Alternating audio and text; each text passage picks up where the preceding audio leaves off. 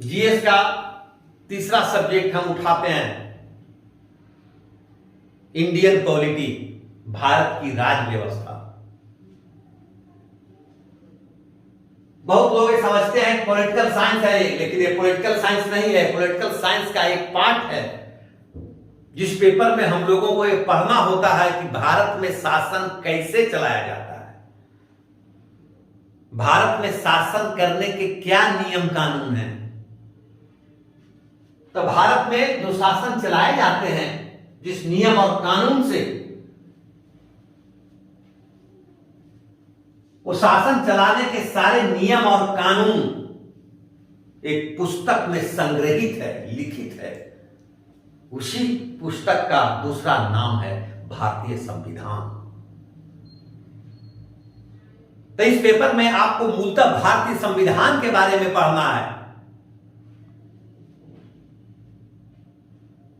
जिस संविधान को निर्मित किया संविधान सभा ने, जिस संविधान सभा का गठन हुआ कैबिनेट मिशन के प्रस्ताव पर, उसी संविधान सभा ने 2 वर्ष 11 महीने और 18 दिनों की कड़ी मेहनत कर भारतीय संविधान का निर्माण किया। भारतीय संविधान के निर्माण के लिए 10 कमेटियां बनी थी। संघ शक्ति समिति, संघ संचालन समिति, झंडा समिति, मूल अधिकार समिति, सभी समितियों ने विचार करके अपना प्रस्ताव जिस समिति के पास रखा,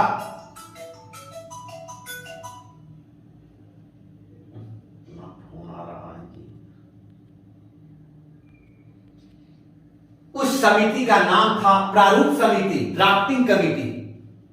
उस ड्राफ्टिंग कमेटी के चेयरमैन थे डॉक्टर भीमराव अंबेडकर। डॉक्टर भीमराव अंबेडकर के ड्राफ्टिंग कमेटी ने ही सारी समितियों की सिफारिशों को एक जगह कंपाइल किया और भारतीय संविधान का ड्राफ्ट तैयार किया। इसीलिए भारतीय संविधान का निर्माता डॉक्टर भीमराव अंबेडकर को कहा जाता है। इस संविधान में कुल 22 भाग हैं। इस संविधान में कुल 395 अनुच्छेद हैं तथा इस मूल संविधान में 9 अनुसूचियां थी, 8 अनुसूचियां थी, लेकिन भाग 22 का 22 ही है। अनुच्छेद 395 का 395 ही है। अनुसूचियां 8 से बढ़कर कितना 12 हो गई। अपने संविधान में बहुत सारे संशोधन भी हुए। उन संशोधनों को 395 के अंदर ही कहीं न कहीं स्थान दिया गया। नई चीजों को जो संविधान में जोड़ा गया वो 395 के अंदर ही जोड़ा गया। क्लाउज देकर ए बी सी डी। इसीलिए जब प्रश्न पूछा जाता है कि संविधान में कितने अनुच्छेद हैं, तो उसका अभी भी जवाब होता है 395। भाग भी 22 के 22 ही हैं। कुछ भाग बढ़े भी उसे 22 के अंदर ही एक ही करके जगह दिया गया। अनुसूचियां बढ़कर 12 हो गई। सभी भागों में अलग अलग बातें कही गई है। संविधान के भाग 3 में, संविधान के भाग 3 में उल्लिखित है मूल अधिकार, फंडामेंटल राइट्स।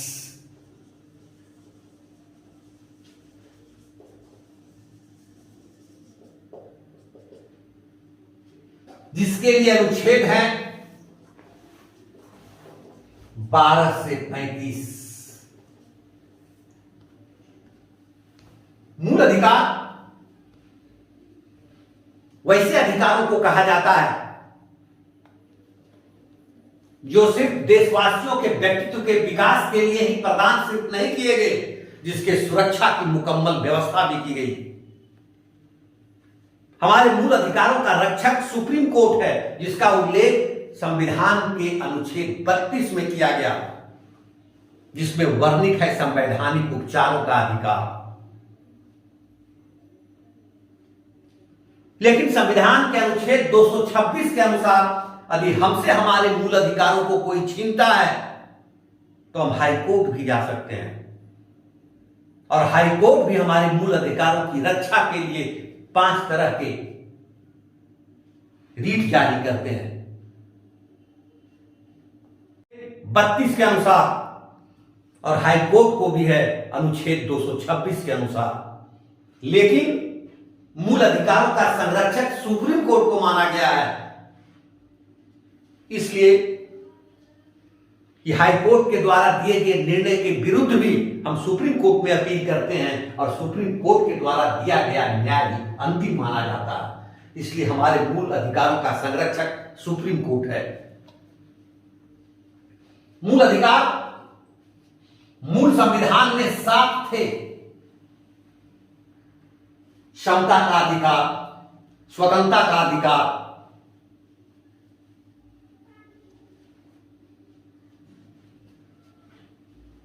तीसरा,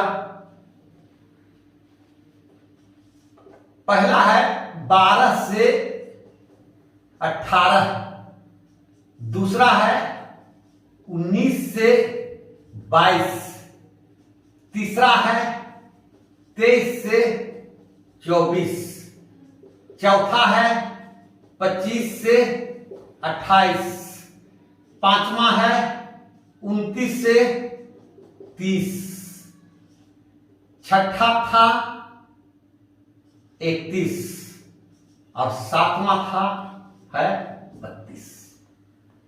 ये समता का अधिकार है।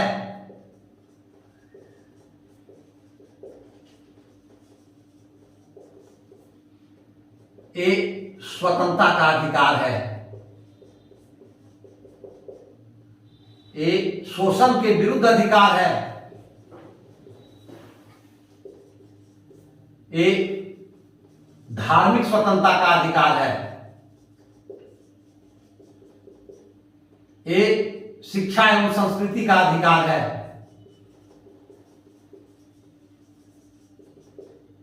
एक संपत्ति का अधिकार था। एक संवैधानिक उपचारों का अधिकार है।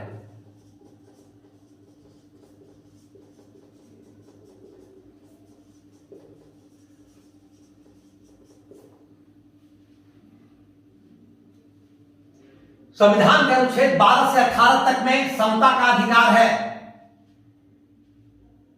जिसमें 12 एवं 13 का संबंध समता से नहीं है। अनुच्छेद 12 में मूल अधिकार की विशेषता राज्य का परिभाषा दिया गया। राज्य की परिभाषा है 12 में। 13 में है कि मूल अधिकार हमसे कोई छीन नहीं सकता। सामान्य परिस्थितियों में हमारे मूल अधिकारों को हमसे कोई छीन नहीं सकता। यदि छीनता है तो न्यायालय उसका रिव्यू करेगा। तो मूल अधिकार मूलतः शुरू होता है 12 से नहीं बल्कि 14 से। ये मूल अधिकार में 7 थे,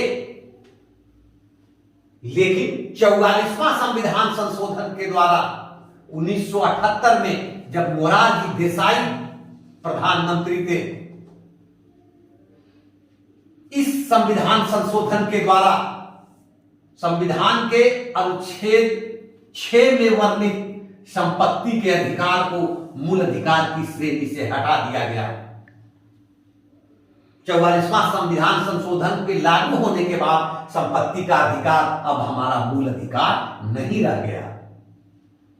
संपत्ति का अधिकार अब हमारा लीगल राइट्स बन गया। संपत्ति का अधिकार हमारा अब फंडामेंटल राइट्स नहीं है। संपत्ति के अधिकार को अब लीगल राइट्स बनाकर 300 में रख दिया गया। इस तरह हमारे मूल अधिकारों की संख्या अब 7 से घटकर 6 होगी। अब हमें 6 तरह के ही मूल अधिकार प्राप्त हैं।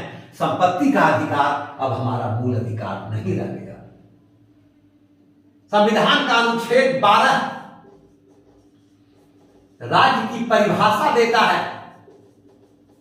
जो ये बताता है कि कौन हमसे हमारे मूल अधिकारों को छीन नहीं सकता।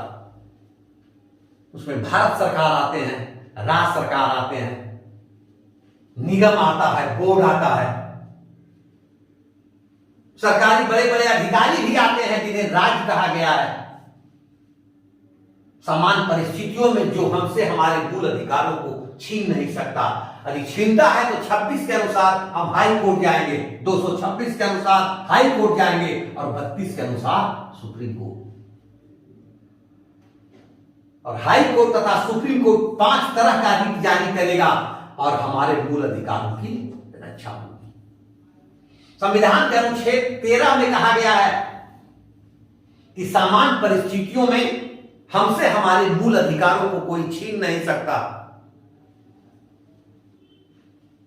यदि हमसे समान परिस्थितियों में कोई राज्य मूल अधिकार हमसे छीनता है या प्राइवेट व्यक्ति भी हमसे हमारे मूल अधिकारों को छीनता है तो न्यायालय इसका रिव्यू करेगा और हमारे मूल अधिकारों की रक्षा होगी। अनुच्छेद 14 से शुरू होता है हमारा समता का अधिकार। समता के अधिकार में कितने अनुच्छेद हो गए? 5 अनुच्छेद हैं, जिसमें 14 क्या कहता है? विधि के समक्ष समता। पार्ट 1 कहता है 14 का, पार्ट 2 कहता है विधियों का समान संरक्षण। 14 का पार्ट फर्स्ट कहता है विधि के समक्ष समता, विधि सबके लिए समान होगा। विधि के समक्ष समता का अर्थ हुआ रूल ऑफ लॉ, जो अपने संविधान में कहां से लिया गया? इंग्लैंड से लिया गया। इस पर प्रश्न उठा कि विधि के समक्ष सभी व्यक्ति समान होंगे तो फिर गड़बड़ियां आ जाएगी। इसकी विशद व्याख्या की गई और अमेरिकी संविधान से लिया गया कि नहीं, विधि समान लोगों के लिए समान हो सकता होगा। यदि व्यक्ति असमान है तो उसके लिए विधि भी असमान होगा। ये बातें कहां से? संयुक्त राज्य अमेरिका से ली गई। तथा विधि के समक्ष समता कहां से? इंग्लैंड से लिया गया। विधि के समक्ष समता का अर्थ हुआ कि देश में रूल ऑफ लॉ लागू है, देश में विधि का शासन है, कानून का शासन है। कोई भी व्यक्ति कानून को अपने हाथों में नहीं ले सकता एक्सेप्ट राष्ट्रपति और राज्यपाल। क्योंकि ये फीचर इंग्लैंड से लिया गया और इंग्लैंड में क्राउन को विधि से ऊपर रखा गया। इंग्लैंड का संविधान कहता है कि क्राउन कोई गलती कर ही नहीं सकता, इसलिए उसे विधि से ऊपर रखा गया इंग्लैंड में। इसी तरह इसी का नकल है भारत में। भारत में राष्ट्रपति को और राज्यपाल को विधि से क्या है? ऊपर रखा गया है। भारत के भी कानून कहते हैं कि राष्ट्रपति महोदय और राज्यपाल महोदय जब तक अपने पद पर हैं कोई गलती नहीं कर सकते। इसलिए राष्ट्रपति और राज्यपाल यदि अपने पद पर हैं तो उनके खिलाफ कोई दंडात्मक कार्रवाई नहीं हो सकती, उनके खिलाफ पद पर रहते हुए सम्मन जारी नहीं किया जा सकता, उन्हें कोई न्यायालय में घसीट नहीं सकता। ये चीजें जो भारत के संविधान में ली गई वो कहां से ली गई? इंग्लैंड से ली गई। ये है आपको विधि के समक्ष समता, जिसका उल्लेख संविधान के अनुच्छेद कहां है? 14 में। अनुच्छेद 15 क्या कहता है? जाति, धर्म, लिंग, मूल वंश तथा जन्म स्थान के आधार पर व्यक्ति और व्यक्तियों के बीच विभेद नहीं करेगा। जाति के आधार पर, धर्म के आधार पर, लिंग के आधार पर मूल वंश के आधार पर और जन्म स्थान के आधार पर कानून व्यक्ति एवं व्यक्तियों के बीच विभेद नहीं करेगा। 15 ये कहता है। 16 क्या कहता है? लोक नियोजन में अवसर की समानता। सरकारी नौकरी देने में सरकार जाति के आधार पर, धर्म के आधार पर, लिंग के आधार पर, मूल वंश के आधार पर और जन्म स्थान के आधार पर व्यक्ति और व्यक्तियों के बीच विभेद नहीं करेगा। सबके साथ कानून समान रूप से व्यवहार करेगा। 16 में फिर नीचे ये भी कहा गया कि यदि कोई वर्ग पिछड़ा है, शैक्षणिक और सामाजिक स्तर पर यदि कोई वर्ग भारत में पिछड़ा हुआ है तो राज्य चाहे तो सरकारी नौकरियों में उसे जनसंख्या के अनुपात के हिसाब से प्रतिनिधित्व देने के लिए आरक्षण की व्यवस्था कर सकती है। 17 कहता है, अनुच्छेद 17 क्या कहता है? अस्पृश्यता का उन्मूलन। अस्पृश्यता का उन्मूलन। उन्मूलन, अस्पृश्यता का अंत, छुआछूत का अंत। छुआछूत को दूर करने के लिए संविधान ने कानून बनाने का अधिकार अपने देश में संसद को दिया। संसद अपने इस अधिकार का प्रयोग करते हुए अस्पृश्यता उन्मूलन अधिनियम 1955 बनाया। बाद में इंदिरा गांधी ने उस अधिनियम को और सख्त बना दी तथा 18 कहता है उपाधियों का अंत। 18 कहता है उपाधियों का अंत।